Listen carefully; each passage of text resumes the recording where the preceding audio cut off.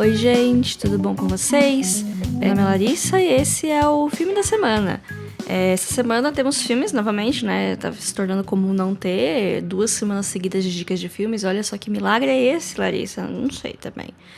Antes de começar o tema do programa, que vocês já sabem qual é, porque tá no nome do programa, queria dar um aviso que eu participei novamente do podcast dos meus amigos, o Cena X. O episódio já deve estar no ar, que ele saiu na quinta-feira, né? Hoje é sábado, no futuro, quando esse programa for postado. Procurem nos feeds de podcast, Cena X. Eu vou provavelmente postar no Stories no Instagram. Essa semana a gente conversou sobre filmes de língua não inglesa, então tá cheio de dicas muito bacanas sobre filmes nessa temática. E é isso, gente. Procurem eles nas redes, porque vale a pena o conteúdo deles. Bom, hoje é Dia dos Namorados, né? Aí eu pensei, seria ótimo fazer um especial com diquinhas de filmes românticos pra aproveitar a data, né? Parece fazível, e eu sofri pra fechar essa lista gigantesca de 3 filmes. Primeiro que eu queria filmes que o foco primário da história fosse o romance, o relacionamento de 2 pessoas, né? Isso ser o grande motivo de fazer a história acontecer e aquelas pessoas estarem lá. Depois eu reparei que eu não vi tantos filmes assim, pelo menos com essa temática em específico que eu tenho memória. E que tivesse também um acesso fácil aqui no Brasil, que a gente não precisasse recorrer a meios alternativos. E eu gosto de romance, mas eu prefiro mesmo quando o foco principal são outras coisas. E aí o amor acontece, porque a vida é assim, né? E tem outros romances também, por exemplo, que eles cabem nessas caixinhas e são filmes que eu gosto muito, que eu considero favoritos da vida, como Orgulho e Preconceito e Antes do Anoitecer, mas esses já têm episódios próprios, então eu não vou ficar me repetindo por aqui, pelo menos não por enquanto. Pra quem quiser ouvir o episódio de Orgulho e Preconceito, foi lá no começo, o segundo, e o sobre a trilogia do Antes do Anoitecer é o número 13. Eu vou começar esse episódio com um clichê, que é La La Land, de 2016. Nossa, parece que foi ontem que esse filme saiu, ganhou um monte de prêmio, foi protagonista de uma das maiores tortas de climão da história do Oscar. Enfim, momentos de uma época boa que não volta mais. Mas quero deixar claro que não é porque eu gostei e estou recomendando La La Land que eu não gostei de Moonlight ou da vitória dele no Oscar. Pelo contrário, foi merecidíssimo, ele é um filme importante e ele é meio que um romance, assim, parando pra pensar, eu poderia estar falando de Moonlight aqui, né, mas problemas de planejamento. Até porque o romance, ele acontece bastante, principalmente do meio pro fim, mas o foco principal, quando eu penso em Moonlight, eu não penso no romance, eu penso na jornada de descoberta do protagonista. Então, talvez seja por isso que eu não cogitei colocar ele aqui. Mas é um filme muito bom, gente. Tá na HBO, eu acho. Tava na Netflix um tempo atrás, mas acho que agora tá na HBO, pelo que eu chequei agora em 5 minutos que eu pausei pra procurar. Mas enfim, voltando aqui falando de La La Land. É um musical e tem várias músicas que fazem a história andar. Eu coloco esse alerta porque eu sei que tem gente que não gostam de se divertir, quer dizer, não gosta de musical. Mas eu acho que vale a pena assistir mesmo assim, mesmo se você seja uma pessoa triste que odeia musicais. O filme segue a Mia, que é interpretada pela Emma Stone. Ela é uma aspirante à atriz que vai para Los Angeles, ela já tá lá estabelecida mais ou menos, seguir o sonho dela de se tornar uma estrela do cinema. E também tem o Sebastian, que é o Ryan Gosling, que ele é um pianista, ele ama jazz e ele quer trazer o jazz de volta, como se o jazz tivesse ido pra algum lugar, né? Mas ele acha que as pessoas não curtem mais jazz do jeito que é pra curtir, ele quer ter um clube de jazz, e é isso, a pira da vida dele é jazz. Nenhum dos dois tá num momento muito bom da vida profissional de ambos. Eles estão meio que sofrendo pra se estabelecer como pessoas conhecidas, encontrar aquela linha tênue de satisfação profissional e sucesso que você consegue medir, né? Enfim, quem não tá nesse grande limbo da vida? Mas os dois se conhecem quando eles estão nesse período da vida deles e eles acabam se apaixonando. Nesse meio tempo, eles vão lidar com desafios profissionais, sucessos, fracassos, e tudo isso reflete no relacionamento deles. É um filme bem colorido, tem músicas ótimas, ele tá bem longe de ser o meu musical favorito, mas eu gosto bastante dele. Assim, eu assisti ele na época daquele Oscar, então deve ter sido final de 2016, começo de 2017. E eu acho que eu revi alguns anos, sei lá, no ano seguinte. Então faz tempo que eu o vi pela última vez. Mas eu acho que eu ainda continuo gostando dele. Mesmo com os seus defeitos, porque claro que tem nada perfeito, né, gente? E o final, ele foi bastante divisivo no meu grupinho de amigas, mas eu acho que, com o meu olhar que eu tenho hoje, eu acho que eu gosto dele sim. Por mais que o filme tenha uma atmosfera mais de sonho, o final talvez seja um pouco realista demais. Isso não sei se é spoiler nessa altura do campeonato. Mas eu acho que faz sentido com tudo. Gosto muito do filme, recomendo bastante ele. Para os fãs de musicais que são extremamente carentes, eu acho que quem é fã de musical já viu esse filme, porque, né? Quem não gosta tanto de musical, gosta de um romance bonitinho. Esse é um romance bonitinho, não é? Enfim, né, gente? Vou parar de falar por aqui. Ele tá disponível no Telecine Play. Vamos pro próximo filme de hoje, que é uma obra subestimada. E tem gente que pode falar que eu tô trapaceando, que é mais um coming of age do que um romance, mas a história aqui só acontece porque o cara queria impressionar uma menina, então eu acho que cabe como um romance. Estou falando de Sing Street, ou Música e Sonho, eu acho que ficou assim o título em português do filme. Ele também é de 2016, uma coincidência que eu só notei agora, mas como já falei, foi difícil selecionar os filmes, então vai ficar esse aqui mesmo. Ele também é meio musical, eu sou muito previsível.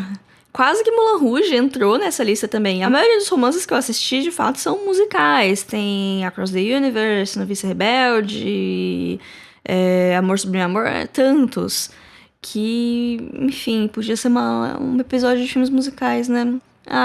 Apesar que Sing Street também cabe numa categoria toda própria, que são filmes musicais pra quem não gosta de musical, porque as músicas deles são diegéticas, ou seja, as músicas que tocam acontecem no filme de verdade, não são momentos musicais grandiosos que acontecem só na cabeça do personagem, porque o cara tem uma banda, enfim, são as músicas da banda e as músicas que ele ouve pra ser a influência dele. Enfim, eu vou chegar na sinopse do filme.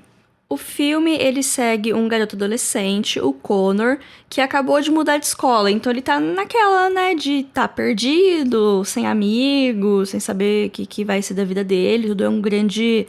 Parece que a vida dele acabou, porque no adolescente, qualquer coisa que acontece, a gente acha que a nossa vida acabou, né?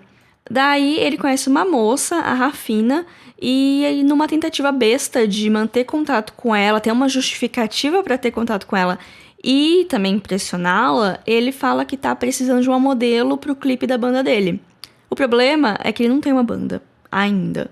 Na correria, ele acaba montando uma, e essa é uma das maiores partes do filme, ele fazendo amizade com a galera e colocando essa banda de pé.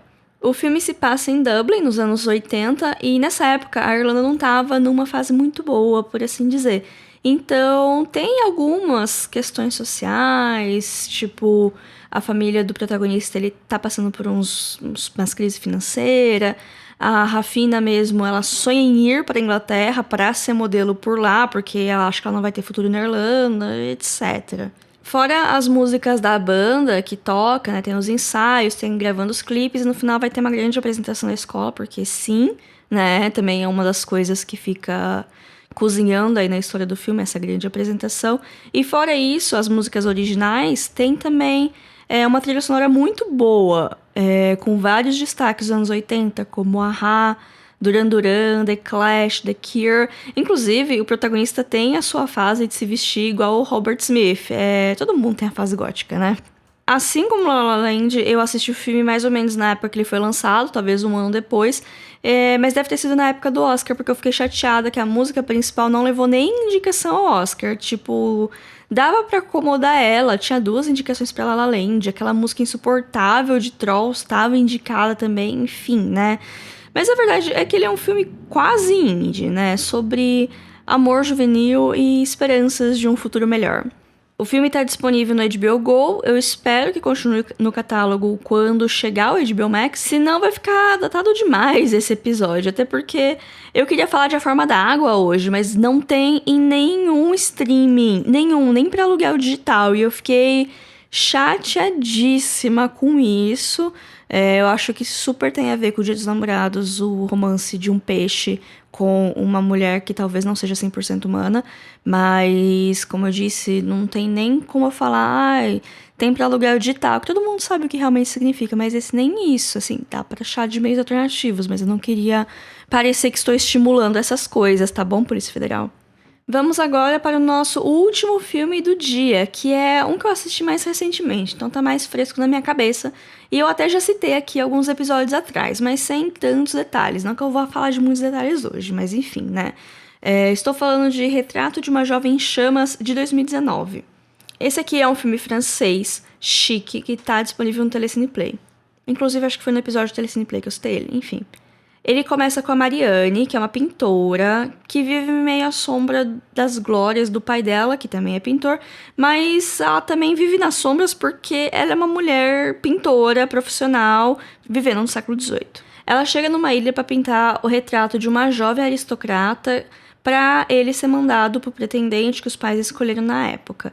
Isso era meio comum, assim, naquele tempo, do pessoal rico mandar pintar retrato das jovens e mandar pros maridos em potencial, daí eles decidiam se queriam se casar ou não com a mulher com base em quão bonita ela era no retrato, né, e de quão bem as pessoas falavam dela e do dote também, né, porque, enfim, né, era uma transação. Nisso, os pintores sempre davam uma embelezada na galera, né? Sempre lembrem disso ao verem um retrato de alguém antigo. A pessoa parece feia, ela provavelmente era pior ao vivo. E depois acham que o Photoshop é coisa dos dias de hoje. Gente, se vocês vissem o que rolava na Hollywood antiga com as fotos, vocês iam ficar chocados.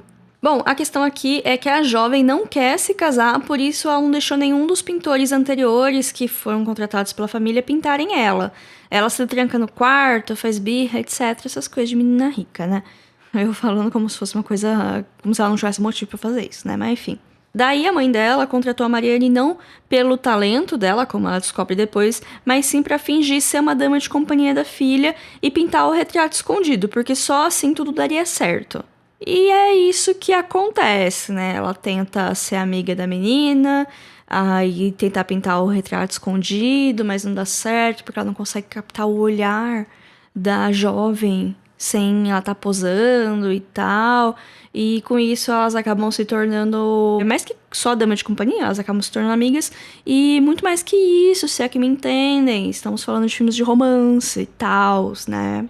Temos aqui algumas discussões, elas não são tão profundas, não tem tanto recorte de classe, mas elas existem sobre o papel da mulher na sociedade, sobre como o casamento arranjado é ruim para a pessoa, mas também é uma das poucas maneiras de garantir segurança para muita gente. Então, tem gente que não tem escolha, né, para manter status ou para manter estilo de vida ou só para sobreviver e não precisar, sei lá, se submeter a alguma das poucas profissões que era meio que socialmente aceito que as mulheres desempenhassem nessa sociedade, né?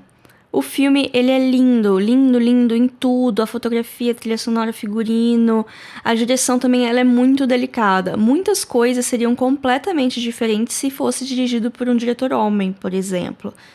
Ao contrário dos outros dois filmes dessa lista, aqui tem cenas mais adultas, então fica aí o aviso, tá? Não vão assistir com seus pais se vocês não se sentem confortáveis com essas coisas. Mas tudo é muito bem filmado e eu gosto muito de assistir umas cenas de sexo de bom gosto, sabe? Eu acho bonito. Um tema que tá bem presente no filme é a arte, né? Tem algumas referências ao mito de Orfeu e Eurídice. O Verão do Vivaldi tá presente nos momentos chaves do filme e eu nunca mais vou ouvir essa música da mesma maneira. E também tem toda a parte visual da pintura, que é de encher os olhos, assim, o processo da Mariane de fazer os rascunhos dela, e da pintura, e de definir quando a pintura tá pronta. É muito bonito tudo. Eu gostei do final, por mais que... eu não quero dar spoiler, mas ele é um reflexo de seu tempo. Só vou deixar isso aqui. Muito difícil falar de filme de romance e não falar do final, porque a gente espera sempre que o casal fique junto. E nem sempre o casal fica junto.